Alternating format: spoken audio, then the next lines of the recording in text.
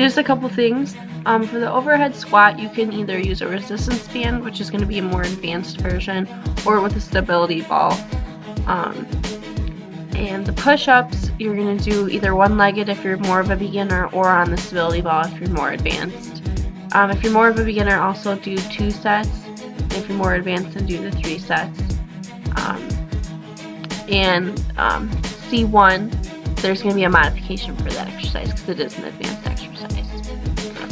So let's get started. Alright, so we're starting with the overhead squat. This is going to be the easiest way to do it is by holding the stability ball over your head. You want to keep it directly over your head. If it starts to come forward in your line of vision, then that means your back's a little bit weak. So just keep trying to squeeze those back muscles to hold the ball over your head, straight over your head. You want to keep those arms straight too. If you're more advanced, you can do the resistance bands. It is going to wear out your shoulders a little bit, but the resistance band is going to be as if you are holding a weight over your head. So you're really going to have to engage your core and keep your abs tight. So pull the belly button in, keep the chest proud. You want to breathe out as you stand up.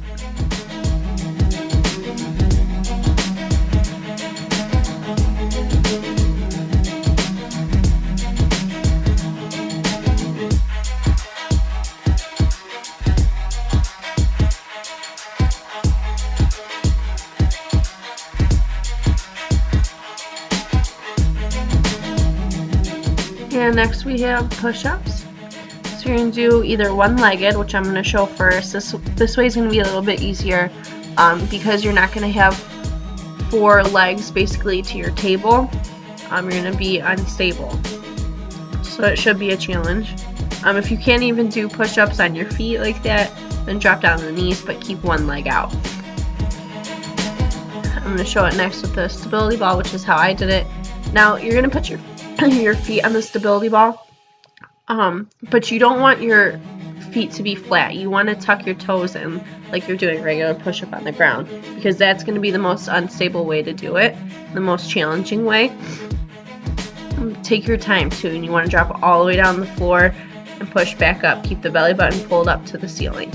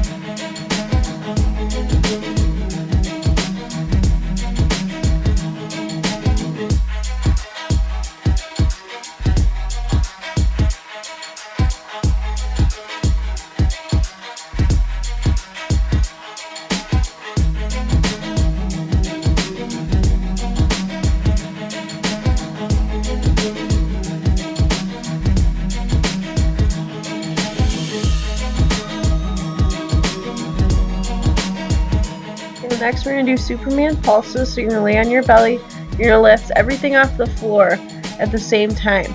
Now I goalpost my hands because it helps you engage your upper back a little bit too as you come up, but you want to breathe out as you lift your chest up.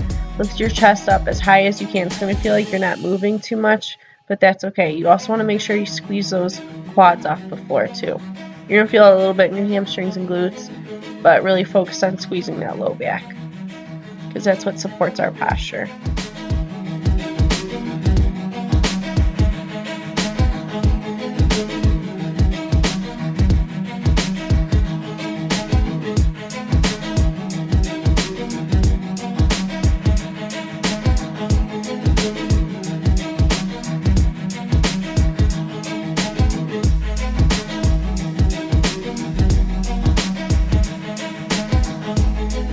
we're going to do the plank with the opposite leg and arm hold. Now that is the modified version that I'm showing right now. This is if you have a hard time just even holding plank as it is, let alone taking 2 legs of your table away. So if you can't hold the plank like this, then go onto your hands and knees and just hold for 30 seconds on each side. The longer you hold, the harder it is, of course. But you want to make sure the hand stays to the front of the mat and your foot goes out backwards and up. Don't let your arm come out to the side.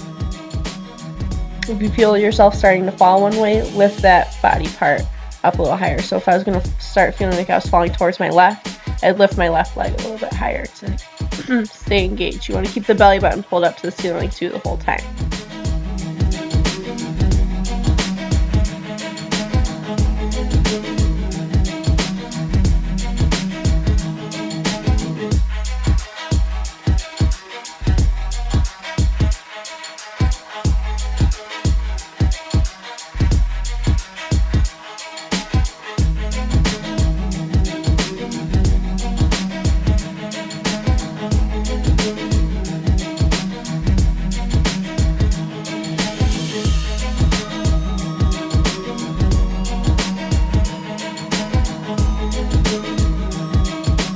Next we're going to do stability ball inchworms. So you're going to put your shins on the ball. I guess TP might be a better description of what you're going to do. But you're going to keep your back flat and your legs straight. And you're going to squeeze your abs to lift your butt to the ceiling. Okay, you're going to just let the ball roll from your shins to your feet. You want to breathe out as you lift your hips up. Notice my back staying straight. I'm not curving it or arching it.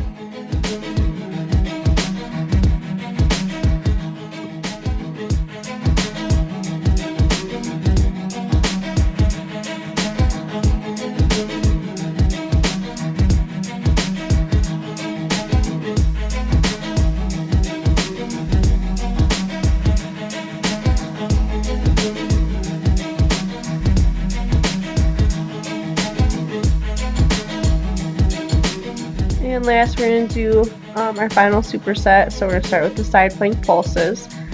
You want to keep the elbow directly underneath your shoulder to support. But you're going to bring your hips all the way down until you're about to touch the floor and then lift them right at that last second. You don't want to actually touch the floor with your hips. You want to squeeze the underside of those abs to lift your hips higher. You want to breathe out too as you lift your hips to the ceiling. You're going to do this on both sides.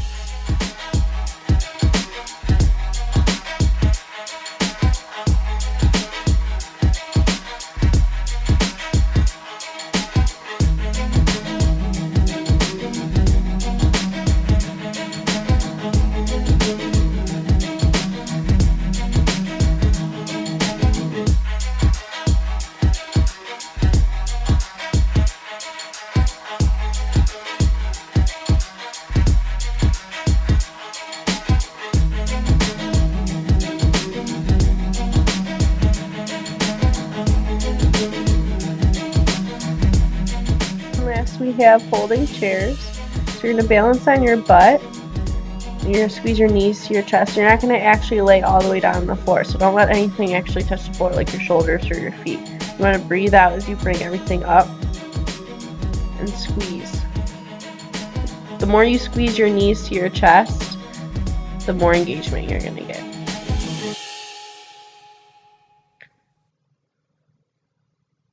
And just repeat each one 3 times and you're good to go.